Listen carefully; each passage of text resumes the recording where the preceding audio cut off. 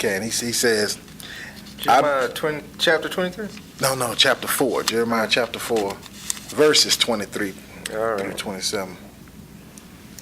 And it says, I beheld the earth, and lo, it was without form and void, and the heavens, and they had no light.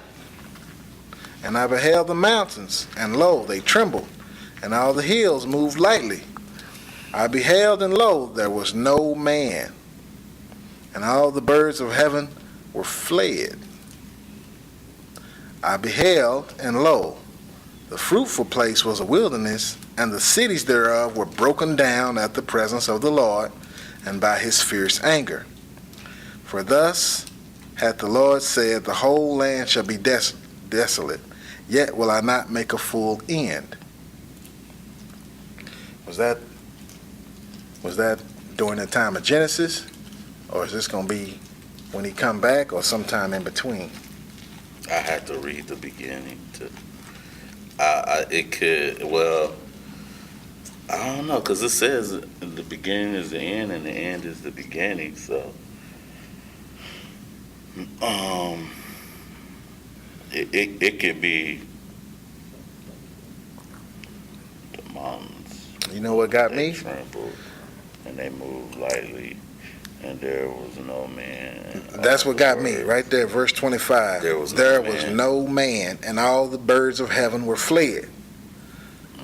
So where were the men at, and where did the birds go? It said the birds fled, and the earth was void and without form. So either this was before Genesis 1:1, before Genesis 1:2, or this is going to be when he shows up again. And I'm kind of leaning towards before, because we're going to see what because Peter it's in the Old Testament. Yeah, and it would say it was no light. See, God said he going to say there'll be a new heaven and a new earth. Mm-hmm. But when Noah's flood happened, it didn't say it was no light. It didn't say the stars and stuff had went away, did it? Mm-hmm. No, it didn't.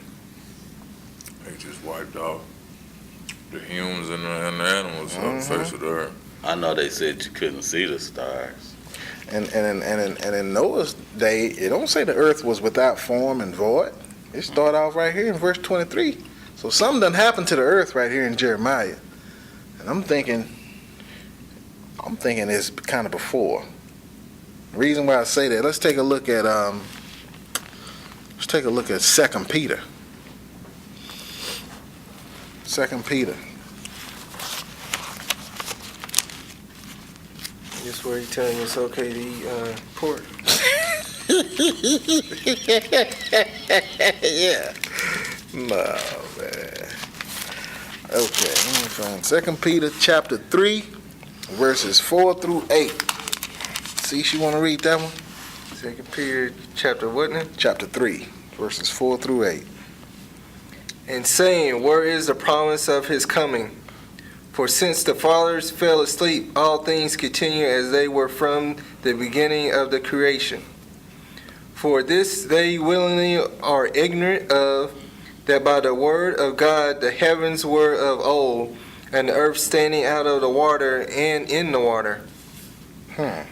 Whereby the world that then was, being overflowed with water, perished. But the heavens and the earth, which are now, by the same word are kept in store, reserved unto fire against the day of judgment and perdition and ungodly men. But, beloved, be not ignorant of this one thing, that one day is with the Lord as 1,000 years, and 1,000 years as one day. Okay, so let's look at something right here. It says, verse 7, but the heavens and the earth, which are now, by the same word are kept in store, reserved in fire. Okay, wait a minute, not that one.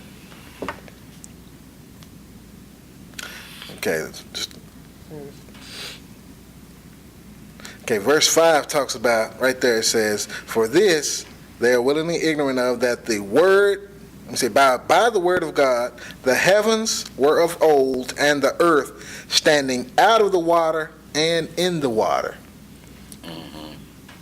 That sound like Noah's flood? It don't sound, to me, that sound like Genesis 1:1, 1:2. It don't sound like Noah's flood. The earth, in Noah's flood, the earth wasn't out of the water and in the water. You know what I'm saying? Repeat what you just said. Say that again. The what? Look at verse 5. I know. Repeat what, word it the way you just said it again. Okay.